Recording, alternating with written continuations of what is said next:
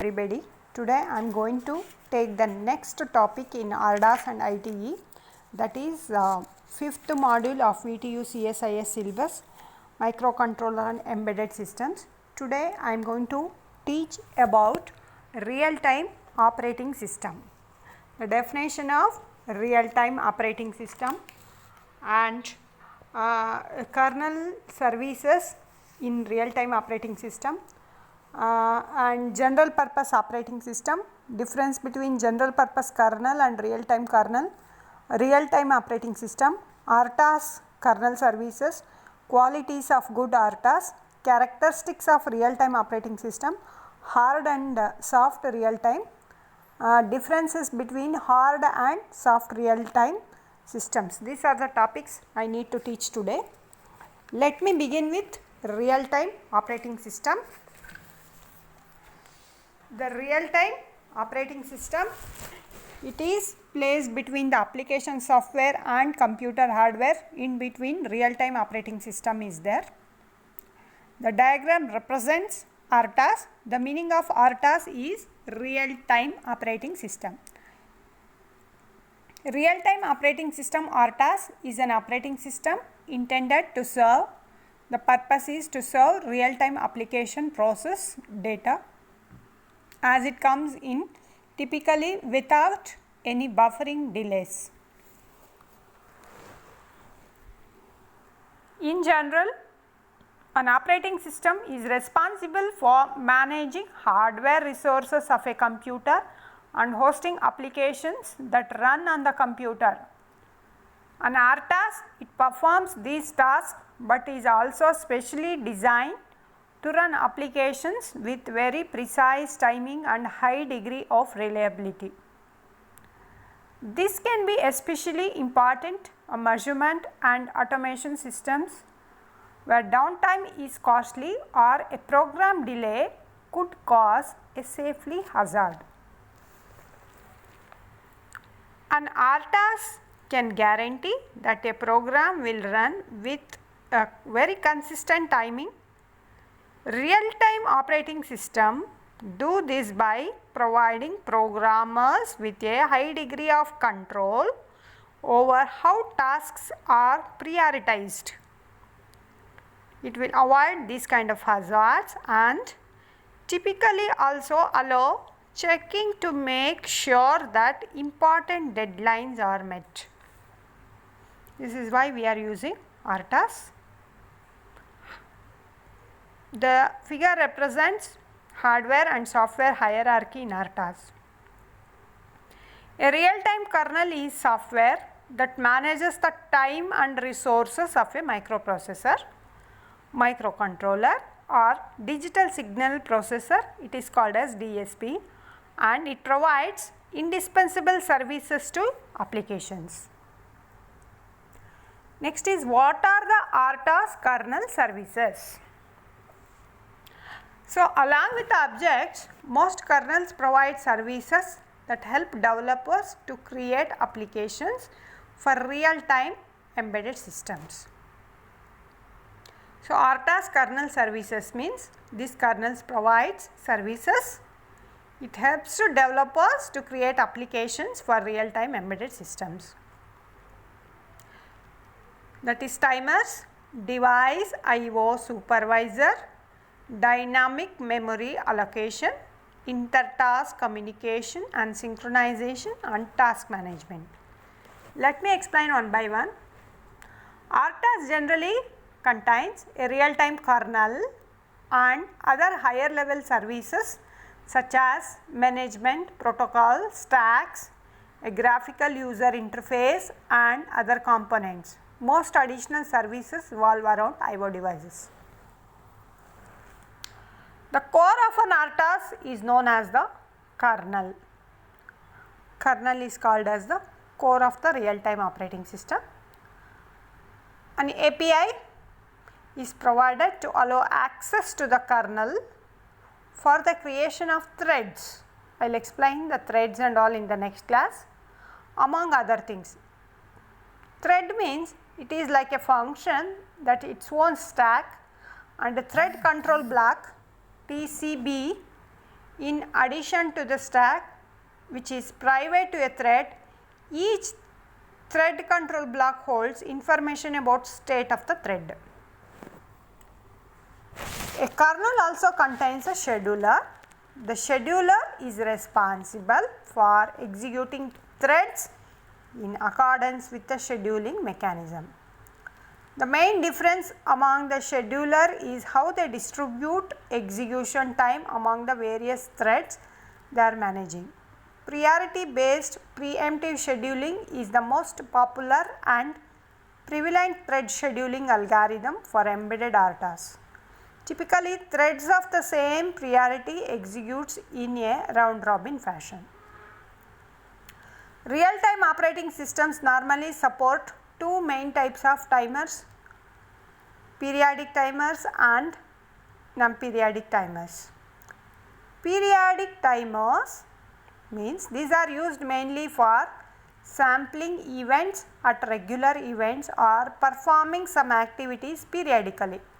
Once a periodic timer is set, each time after it expires, the corresponding handler routine is invoked. It gets reinserted into the timer queue. A periodic timer are set to expire only once. Watchdog timers are popular example of these timers. Next one is kernel objects. They are the special constructs. Kernel objects are special constructs that are building blocks for application development. Consists of tasks, semaphores, message queues. Task means concurrent and independent threads of execution that can compete for CPU execution time. Concurrent and independent threads of execution can compete for CPU execution time. Semaphore, a token-like objects that can be incremented or decremented by tasks for synchronization purpose. That also will be explained later in depth. Semaphores and deadlocks.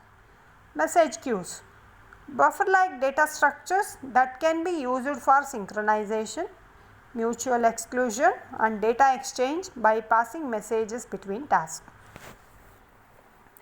What are the qualities of good real-time operating system? The qualities of good real-time operating system are performance, reliability, compactness and scalability. What are the qualities of good real-time operating system or qualities of good RTOS? Performance, reliability, compactness and scalability. Performance means it has to be fast and meet high throughput.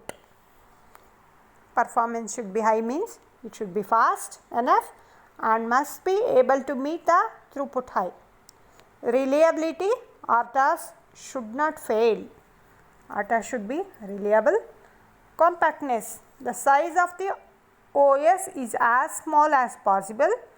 To meet total system requirements, designers must understand both the static and dynamic memory consumption of the RTOS and application that will run onto it.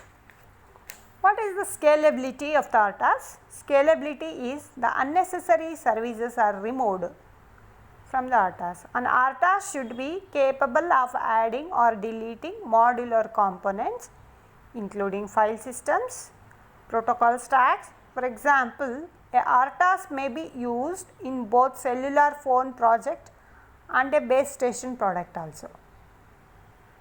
What are the characteristics of real-time operating systems? Now, I explained the qualities of real-time operating system: performance, reliability, compactness and scalability.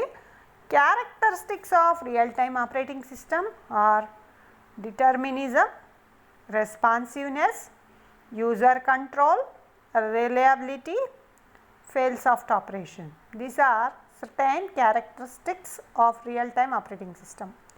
What is this determinism? Operations are performed at fixed predetermined times or within predetermined time intervals. They have to perform within the scheduled time. Responsiveness means how long after acknowledgement, that is the operating system takes to service the interrupt. It includes the time to begin execution of the interrupt service routine. What is interrupt service routine? It is called as ISR.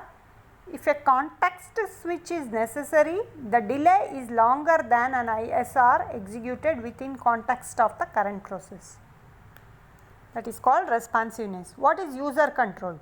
User should be able to, first one, specify paging or process swapping. You study in operating system.